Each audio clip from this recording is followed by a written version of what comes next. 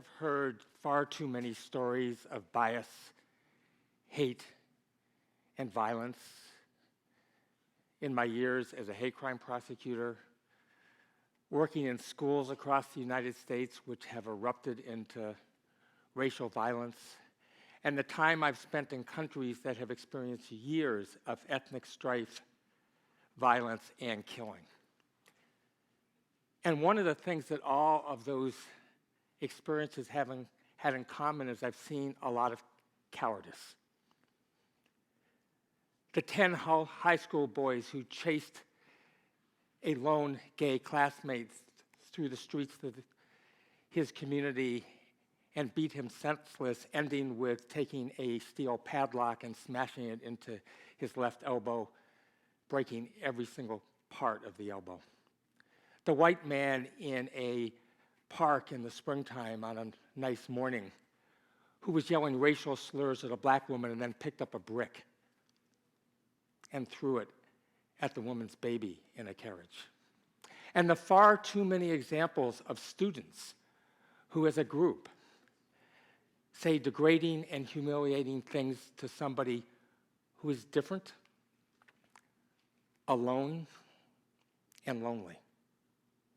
But I've also seen something else, and that something else is what allows me to continue to do human rights work. It's what restores my hope. And that thing is courage. And it's not the courage that you see in movies, because the movie courage involves somebody doing something very dangerous with very little time to think and without fear. No, the courage I'm talking about is different. It is the courage to do the right thing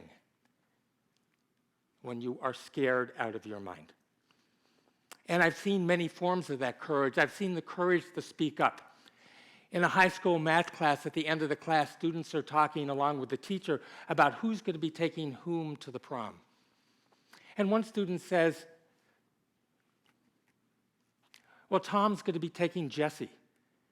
And everybody in that classroom, including the teacher, knew that Jessie was a girl.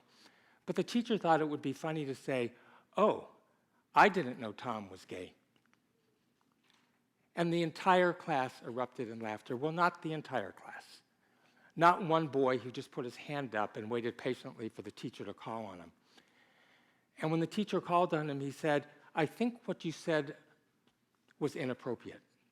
How do you think a gay or lesbian or bisexual student sitting in this class would feel after the entire class had erupted in laughter and derision about the very thought of a same-sex couple going to the prom? But there's also the courage to say, you're sorry. And that boy was walking the next day through the hallways when he felt a tap on his shoulder. He turned around and he saw his math teacher. The math teacher just smiled and handed him an envelope. And he took out the note inside, and it said, it took courage to say what you said. You were right, I was wrong, I'm sorry. And then later that afternoon, the teacher started the class by apologizing to everybody. There's also the courage to reach out to those people who are alone and unhappy and worse. A boy was leaving his high school at the end of the day. Hundreds of students laughing, joking, talking, going out on a spring afternoon out into the rest of their day. And before he heads out the door, he sees that there's a girl standing right in the doorway. Students are walking around her, and she is stock still. And he said she looked like she had the entire weight of the world on her shoulders. She looked miserable. So as he walked by her, he just said, I hope you have a good afternoon. And he said, that's when I became really worried, because her reaction was not the reaction I would expect. Her eyes widened and her mouth opened, and she just stared at me. And I turned around, he said. I turned around and faced her and said, I really hope you have a good afternoon. And I really hope you're going to do okay. He went home, he didn't think about it. Went to school the next day, came home that day, put his knapsack down on a table, was walking to the refrigerator to get something to eat, sees that the answering machine light is blinking and goes over and presses the play button. 3, 5, 7 seconds of silence. His finger is going to press the delete button when he hears a soft voice say his name. And then he listens as the girl he spoke to the day before told him what she had been planning to do that day before he spoke to her. She was going to go back to her home, put her knapsack down, and go up to her mother's bedroom, go to the night table next to the bed, open the drawer, pull out her mother's bottle of antidepressant medication, swallow the contents, and as she said, die. There was another 4 or 5 seconds of silence, and then that boy heard 2 words, "Thank you." And then there's perhaps the rarest form of courage, and that's the courage to forgive. I am doing a significant amount of work in a country called Kosovo, which is in Eastern Europe. Kosovo is 13 years past an awful, bloody, and deadly war, a war between ethnic Albanians who are Muslim and ethnic Serbs who are Orthodox Christians. And I was there in Kosovo to train police on how to investigate hate crimes. It was a 3-day training. And it was going well in the morning. And I had a police officer said, we understand this, and we are going to protect everybody. We will protect poor people. We will protect Jews. We will protect Catholics. We will protect Roma people. But don't expect us to protect Serbs because they killed our families.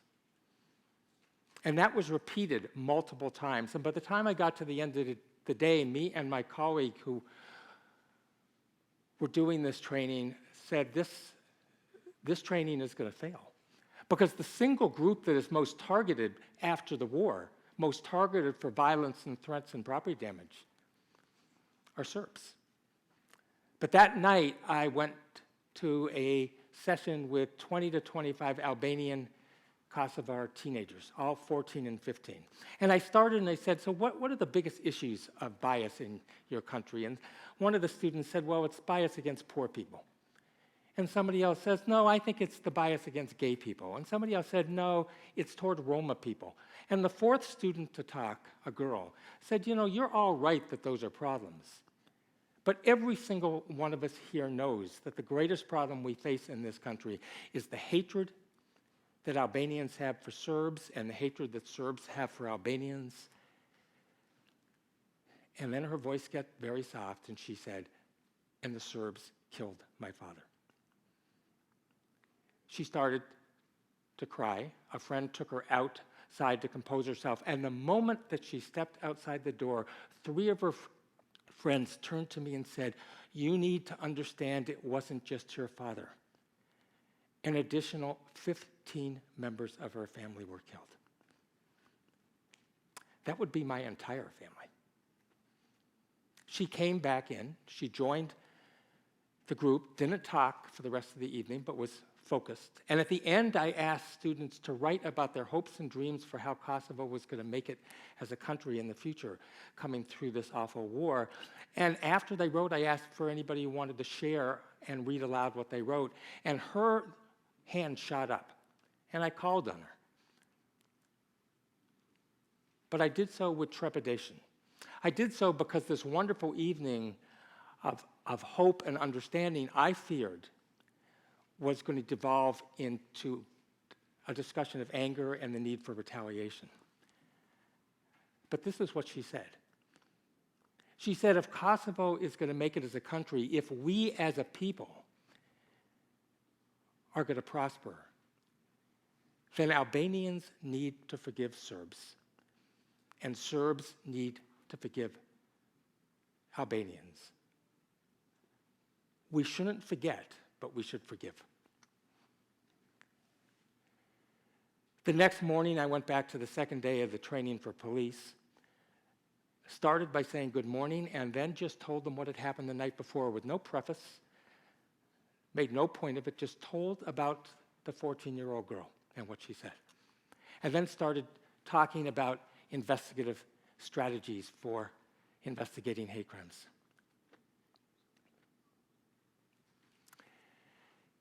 30 minutes later, an officer raises his hand and says, I need to say something. Doesn't look at me, looks at everybody else, and he says, I took an oath to become a police officer like every one of us here.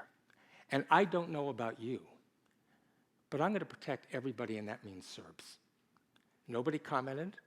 I went back to the prearranged curriculum, and 15 minutes later, another officer raised a hand, and this time looked at me and said, you can't tell me I can't hate. I come from a very small village. 102 people in my village were killed. So yeah, I hate. But then he turned and looked at his colleagues. He said, but that's my personal side, not my professional side. As a police officer, I'm going to protect everybody. And one by one through that day, every single officer said something like that. And when we got to the third day and ended, something really unusual happened. It came to a close. We said our goodbyes, me and my colleague, but the officers didn't leave. Every single one of them came up to us and shook our hands to thank us. And then they didn't leave. And they came up one by one a second time to thank us. And I gave a lot of thought as to what they were thanking us for. And I finally realized who they were thanking. They were thanking the 14-year-old girl. They were thanking the 14-year-old girl for showing them the courage to forgive. They were thanking that 14-year-old girl for giving them the courage to do their job. Nobody can teach you how to be courageous. Nobody may even thank you for your acts of courage. But when you do act with courage, you will make some small part of our world safe. And perhaps most wonderfully, there is nothing quite as satisfying than doing the right thing when every inch of you is scared. Thank you.